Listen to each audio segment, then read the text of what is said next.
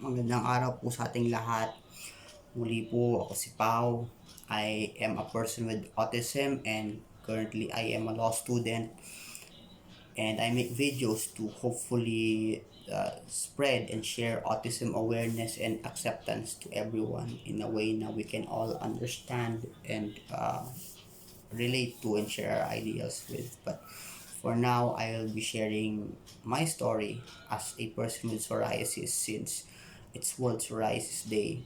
Kung makikita niyo naman, kaya po ako nakahubad to show my skin, my everything. Kaya niyo yung likod ko, di ba? Ganyan siya. So, ayun. First of all, tanggalin po sana natin muna yung notion na yung psoriasis po ay nakahawa or nakakamatay. Hindi po siya nakahawa, hindi po siya nakakamatay, but it can be really frustrating, just like sa story ko ngayon. So hopefully tanggalin po natin yan. So basically nag-start po ito 2018, pero sabi nila inborn daw to. But as far as my knowledge, as my experience ng bata pa ako, wala naman po ako halos na feel, kasi nakakain ko naman lahat ng gusto ko noon, lahat ng pagkain, no? Cheese, chicken, beef, kahit ano, fried chicken, ice cream, okay naman. Pero talaga nag-start siya around 2018. At that time, I was in my 4th year in college, taking up psychology, nag-OJT ako noon. Nag-start siya bilang maliit na dandruff dito. So akala ko noon pwede siyang hugasan lang ng Head and Shoulders or something, pero hindi pala.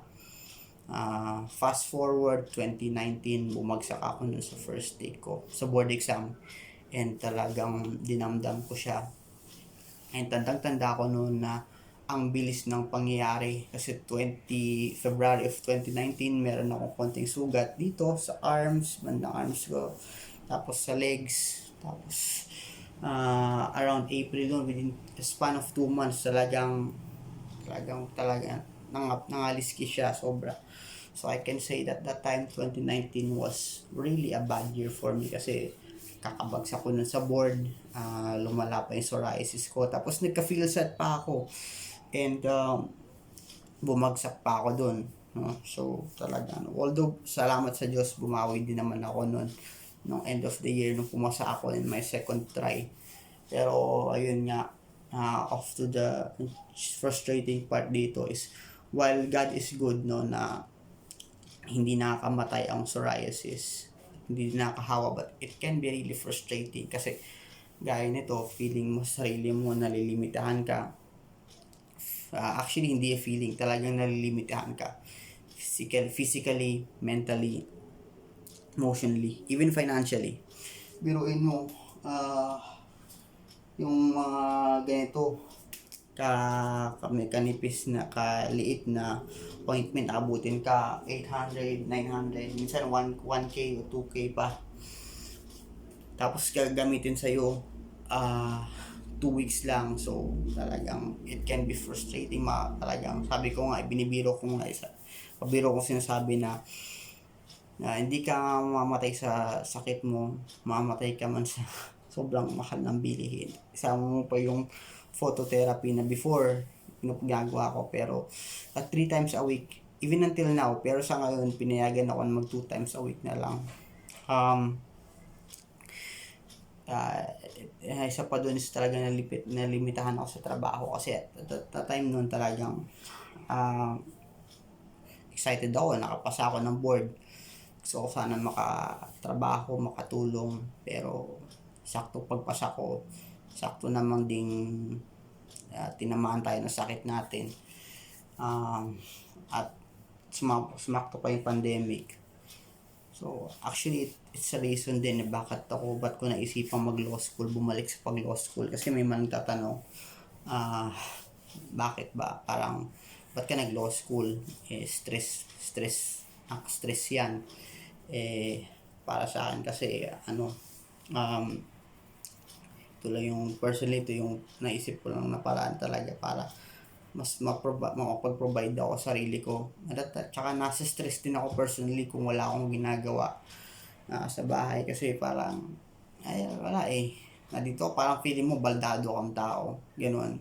Doon ako sa stress din. Talagang doon ako nag-iisip talaga. So sabi ko mas okay na naman nag-iisip ka sa mga bagay-bagay kaysa naman sa dito ka lang sa bahay, wala kang iniisip, pero stress ka din naman. Parang either way kasi lahat ng buhay may stress eh. Yun ang naisip ko. Pero, ayun. At, yun nga, nag-aaway kami ni mama madalas dito. Sabi nga niya, kasi si mama talagang faithful sa religion eh. Sabi niya, huwag ko daw questionin yung Panginoon. Pero, so may dahilan yung Panginoon. And, naintindihan ko naman, until now, lagi ko sabi, mahal na mahal ko ang Panginoon. Pero, kaya nga nung masabi ko, sabi nga ni Pastor Lastimoso, Mark Lastimoso, no? Even a sane person, if put in a tight situation, would end up questioning God. Talagang mangyayari yan. Pero, gusto ko lang sabihin na, hindi po talagang kahit dumating, kahit minsan talagang dumating sa question mo yung Panginoon, pero kahit kailan, hindi nawala ang pagmamahal ko sa Kanya. Normal yan. And I think, kahit ngayon Panginoon, at the time, may question, pero at the end of the day, yung faith niya hindi nawala. Isang challenge din sa akin dito is yung hirap talaga ako maglakad. Kasi lingid sa alam nyo, yung psoriasis ay isang autoimmune disorder. Nag-start siya since birth. Another thing late ko na pala na-realize to, but itong kuko ko yung isa sa mga first times pala itong nails ko. Kung mapansin nyo, sabi dati sa akin mga kaibigan ko, classmates ko na ayusin ko din yung paggupit ko, pangit daw yung paggupit ko ng kuko ko. Pero, it turns out na ito pala yung isa sa mga early signs. And talaga nag-trigger lang siya around 2018. Pero, ayun nga, in severe cases kasi ng psoriasis, talaga ina-atake niya, hindi lang yung skin cells, kundi yung yung bone, yung bones, yung joints and muscles, kaya nagkakos siya ng arthritis. Nagbiro yun sa edad kong to, 27, nag-arthritis na ako. So, talagang, hindi ko alam. Pero nonetheless, for sure may dahilan yung Panginoon dito. Pero nonetheless, salamat kasi kahit paano buhay ako. Nandiyan yung mga kaibigan ko, magulang ko, no? Yung kaibigan ko, si Wecha, especially yun. Yung kaibigan / parang OT ko na din. Kasi mga classmates ko, Kuya Norman, Charissa. Salamat. Pero, yun nga, end of the day, mahal tayo ng Diyos, and kung may and still I'm lucky kasi kahit paano, mas okay na to kayo compared sa ibang mga talagang hindi makakain, talaga walang tulugan, or mas worse pa yung sakit. Pero ayun, basta tandaan nyo po, mag-pray tayo, mahal na mahal kayo ng Panginoong Diyos. Salamat po.